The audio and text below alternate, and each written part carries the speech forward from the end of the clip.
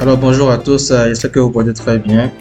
Bienvenue dans ce nouveau cours nommé Formation au logiciel Covadis.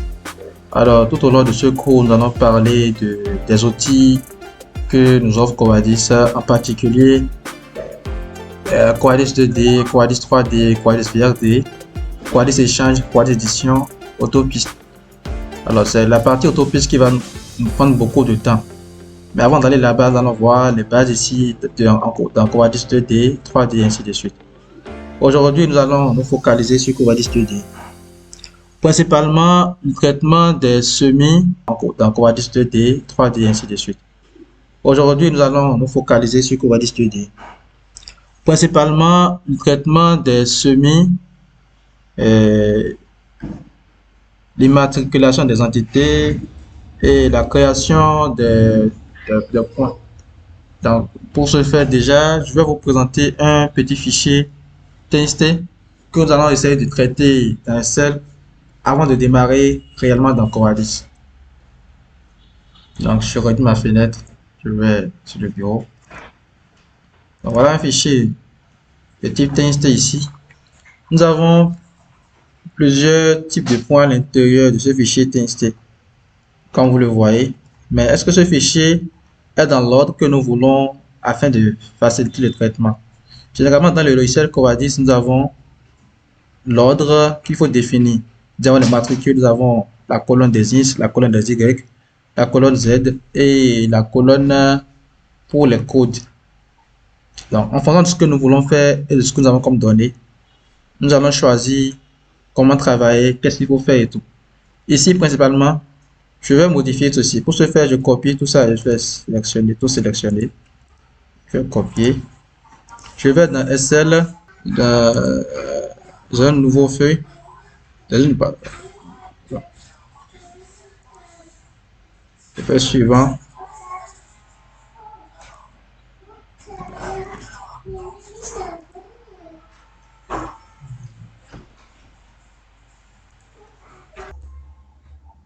Alors, une fois dans Excel, nous allons essayer de coller le fichier ici.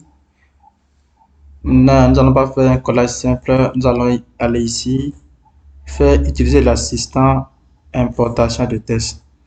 Dans l'assistant importation de texte, nous avons cette fenêtre qui apparaît où nous allons choisir le type de données, bon, le type de caractères, de données et le type de séparateur, tout ça. Donc là, nous allons laisser ici délimiter parce que c'est des caractères tels que les virgules ou des tabulations qui séparent chaque champ, comme vous le voyez ici. Donc, dans le fait suivant. Et le type de caractère qui correspond à notre séparateur ici, c'est le caractère virgule, comme vous le voyez là. Donc, je décoche espace, je mets virgule. Et automatiquement, ça sépare les champs. Puis, je vais terminer. Alors, j'avais cliqué quelque part ici. Je peux découper, amener ici, et coller là. Alors, maintenant, nous allons supprimer ces deux colonnes qui ne nous correspondent pas parce que c'est la hauteur de la canne, mais la hauteur de la station ou bien un truc du genre. Donc, je supprime ces deux colonnes là. Et voilà, j'ai alors ici les matricules et les Y, les X et les Z. Néanmoins, ici, je vais faire un truc, je vais faire partie le CRD. Je vais copier. Puis, je fais CTRL H. Je colle ça ici. Et je vais remplacer par rien. Je vais remplacer tout. Je fais OK. Comme vous le voyez systématiquement, tout a disparu. Donc, il reste que les PA1, PA2, PA3, etc. De la même manière, on peut remplacer aussi les séparateurs et le tiret par la barre de 8 ou bien par rien. Je colle ça ici. Et je vais remplacer par rien. Je vais remplacer tout. Je fais OK. Comme vous le voyez systématiquement, tout a disparu. Donc, il reste que les PA1, PA2, PA3, etc. De la même manière, on peut remplacer aussi les séparateurs et le tiret par la barre de 8 ou bien par rien. Donc, pour ce faire aussi, faire CTRL H. Je mets tiret ici. Je mets tiret là. Alors, en faisant CTRL H, nous allons remplacer les tirets par un espace vide comme ça. On va faire remplacer tout. OK. Et voilà, tout est devenu normalement. Alors, tout ceci est indispensable pour faciliter le traitement des données dans Covadis là-bas. Parce que généralement, quand le traitement n'est pas bien fait ici, de la même manière, ça sera mal fait là-bas. Le chargement des données ne se fera pas comme la normale. Donc, je fais enregistrer sous. Je choisis un dossier, je vais chercher ce dossier-là. J'enregistre ça ici. Test séparateur tabulation. Il faut aussi faire attention à bien choisir le type de fichier. Donc, test séparateur tabulation, je fais enregistrer là. Et une fois que c'est bon, je peux fermer maintenant la fenêtre. Alors, maintenant, nous allons repartir dans Covadis. Nous allons repartir dans Covadis. Et ici, nous pouvons déjà charger notre fichier de dessin dans Covadis. Choisir un dossier, je vais chercher ce dossier-là. J'enregistre ça ici. Test séparateur tabulation. Il faut aussi faire attention à bien choisir le type de fichier. Donc, test séparateur tabulation, je fais enregistrer là. Et une fois que c'est bon, je peux fermer maintenant la fenêtre. Alors, maintenant, nous allons repartir dans Covadis. Nous allons repartir dans Covadis. Et ici, nous pouvons déjà charger notre fichier de dessin dans Covadis.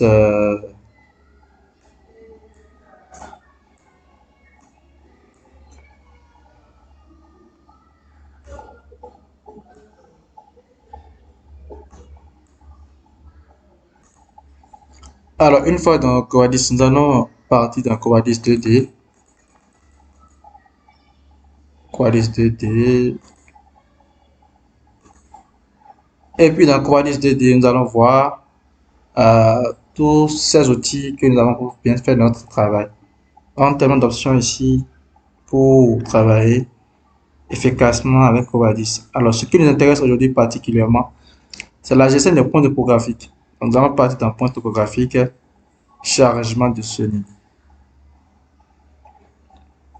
Dans cette fenêtre, nous avons la fenêtre de chargement de semis de points. Donc, nous allons d'abord choisir le fichier qui comporte notre dessin. Donc, nous allons choisir, je vais dans ce PC, nous allons repartir dans Covadis. Et ici, nous pouvons déjà charger notre fichier de dessin dans Covadis.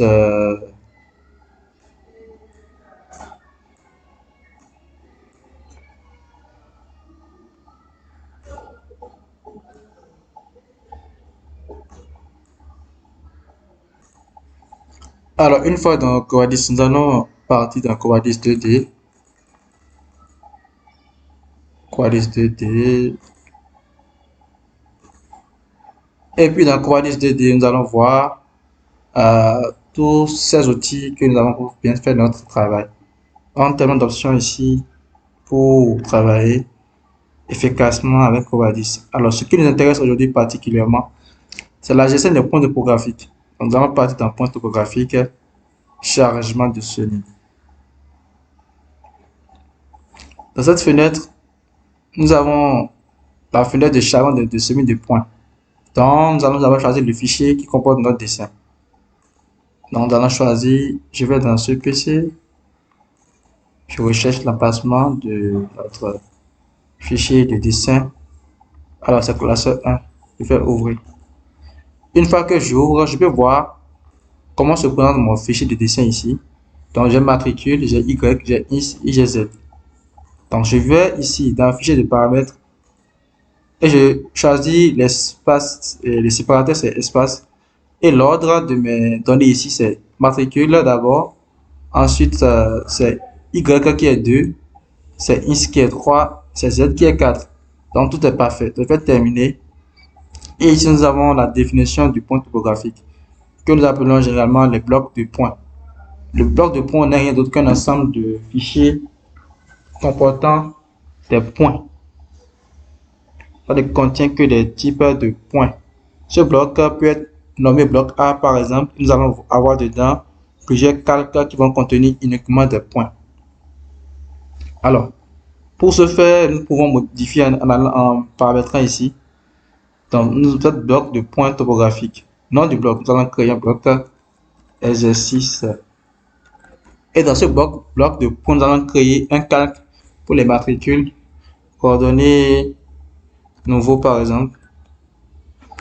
Et la couleur c'est bleu. Et pour les matricules, je mets maths seulement par exemple. Et pour les altitudes, je mets, bon, je vous laisse par défaut topo alt. Pour les codes, il n'y a rien. Je laisse, si je veux créer l'attribut, je crée l'attribut. Si je veux, je laisse ça comme ça. Puis je fais terminer. Le paramétrage courant a été modifié. Voulez-vous l'enregistrer? Oui. Donc, une fois que c'est bon, je laisse ça comme ça. Ici, pour le calque, je laisse ça sur BPT. Ça veut dire bloc de points topographiques. Donc, je laisse ça comme ça. Et pour les altitudes, je fais nombre de décimales pour l'attribut 3. C'est bon.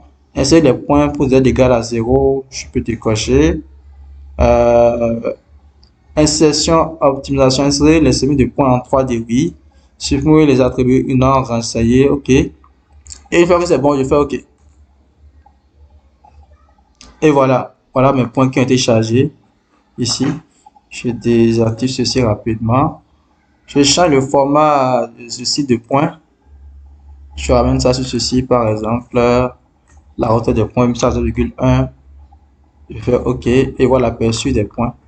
Voilà mes points qui sont là. Alors, ça, c'est la première partie de notre cours d'aujourd'hui, qui est le chargement de semis. Donc, une fois que les points sont chargés, nous allons voir plus tard comment éditer ces points. Ou plutôt, nous pouvons les voir directement. Nous allons approfondir cela dès que nous serons sur le cours Covadis édition. Donc, qu'est-ce que je vais vous expliquer, c'est comment modifier la hauteur des attributs. Vous voyez comment ces attributs sont petits. L'altitude est tellement petite que si on ne zoome pas, on ne peut pas lire. Pareil pour l'altitude aussi. Donc, qu'est-ce qu'il faut faire? Je sélectionne les entités, je fais clic droit. Je vais dans autre commande, je fais hauteur des matricules. Je mets ça à 200 par exemple. Je vois l'aperçu. Automatiquement, on remarque que l'attribut est maintenant grand. Par contre, l'altitude est toujours petite. Donc, je peux faire pareil aussi pour l'altitude. Je fais autre commande, hauteur des altitudes. Je fais 200 aussi. Et voilà. Donc maintenant, on arrive à lire clairement, sans zoomer, l'altitude des points et le matricule des points aussi. Donc, c'est tout sur ce qui est chargement de semis. D'abord, aller traiter les données dans Excel, s'il le faut. Parfois, on n'en a pas besoin. Revenez dans Covadis 2D, chargement de semis pour charger les points. Et nous avons ce rendu là. Alors, maintenant, nous allons voir comment créer, comment immatriculer des entités. C'est quoi une immatriculation des entités? C'est tellement simple. C'est si par exemple j'ai un bâtiment tel que comme ça, un truc du genre, je suppose que c'est comme ça.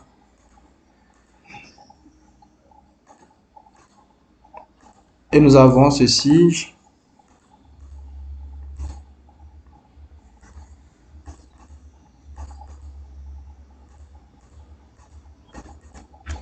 Alors j'ai ceci par exemple. Et je vais implanter le sommet de tous ces limites là. Je vais implanter cette limite là sur le terrain. Mais j'ai de la peine à commencer par sortir les coordonnées un à un. Tout ça. Et ça me rend vraiment la vie compliquée parce que ceci c'est juste un exemple. Je suppose que vous avez par exemple 1000 bâtiments. On va commencer par dessiner les points topographiques au sommet de chaque bâtiment. Par contre, je vais aussi vous montrer cette méthode de dessin de points topographiques. Mais d'abord, je vais vous montrer comment immatriculer ce point. Donc, pour ce faire, je vais dans Covadis 2D. Toujours point topographique. Je vais dans immatriculation d'entité. Donc là, je peux rester dans le bloc qu'on a créé tout à l'heure ou je peux le modifier. Donc, ici, je peux le modifier et si ça, je vais choisir le cadre dans lequel je vais créer le point. Si je veux le laisse par défaut, si je veux le modifier en fonction de ce qu'il y a à faire comme travail. Donc ici, par exemple, je peux modifier directement, simplement, le calque, je mets un coordonnée A et le radical, c'est A1 comme indice. Et automatiquement, quand je vais créer l'identité, ça sera dans ce calque coordonnée A avec non A.1, A.2, A.3, ainsi de suite. Ici, nous avons la possibilité d'insérer les points en 2D ou en 3D. Je peux laisser ça en 3D comme en 2D. Alors, si je laisse ça en 3D, j'ai la possibilité de choisir s'il y aura une valeur qui sera affectée comme altitude. Ici, c'est mis aucune valeur. Si je devais entrer manuellement les altitudes, je coche aussi. Si c'est une valeur constante, je coche aussi, je mets la valeur là. Si c'est automatique, je le coche ceci aussi. Automatique, c'est-à-dire, parfois, nous avons déjà un MNT peut-être, ou bien une donnée numérique qui nous permet de charger automatiquement les attitudes à ces points, au sommet des points que nous allons créer. Alors, pour cette fois-ci, je laisse ça sur aucune valeur. Puis je fais OK. Voulez-vous mettre un bloc point au centre des axes? Et c'est je fais oui. Et je sélectionne juste l'ensemble. Et automatiquement, les points sont créés, comme vous le voyez. Si vous voulez, je change la couleur de calque pour que cela soit visible. Je mets ça au rouge, par exemple. Ouais. Et je change par exemple la hauteur, style de côte, style de test, style de point, voilà. Hauteur, je mets ça à 0,5. Ouais, c'est bien visible maintenant. Et je vais aussi modifier la hauteur des altitudes. Je fais autre commande, hauteur des matricules. Voilà. Donc, on va clé. Je vais encore modifier un peu la hauteur. Sélectionner simuler d'abord. Autre commande, hauteur des matricules, 1500. Voilà. Donc, on a A1, ainsi de suite. Donc, ce point que nous avons créé, nous pouvons automatiquement les exporter pour travailler après. Mais l'inconvénient, comme vous le voyez déjà, pour l'immatriculation des entités, c'est que ça ne dessine pas des points aux intersections des lignes. Alors, pour ce faire, si je veux que ça dessine des points, il va falloir, au lieu de dessiner une ligne qui passe directement, je vais dessiner une ligne qui fera ceci par exemple, qui va passer par là, et je crée un sommet à l'intersection. D'accord? Ce qui me permet, lorsque je vais immatriculer l'entité là, ça va me créer automatiquement des points au sommet de cette polyligne là. C'est le seul moyen pour avoir des points à l'intérieur. L'autre moyen, c'est de créer par coordinates 2D, points topographiques et dessin de points topo, comme je l'ai dit tout à l'heure. Et ici, je viens juste dessiner les points 1 à 1. Et voilà. Voilà l'avantage de dessin de points topo. Alors, la dernière partie que nous allons voir dans ce cours, avant de finir, c'est une fois que nous avons créé tous ces points topographiques, nous allons les exporter. Nous allons les exporter afin de donner ça au responsable qui ira implanter les données sur le terrain. Alors, pour ce faire, toujours dans Coordis 2D, nous allons partir dans Listing. Ici, nous avons plusieurs types de listing. Nous n'allons pas voir tout parce que dans chaque listing, il y a avantages et inconvénients. Donc, ce que nous allons plus utiliser, ce serait le listing de points. Pourquoi?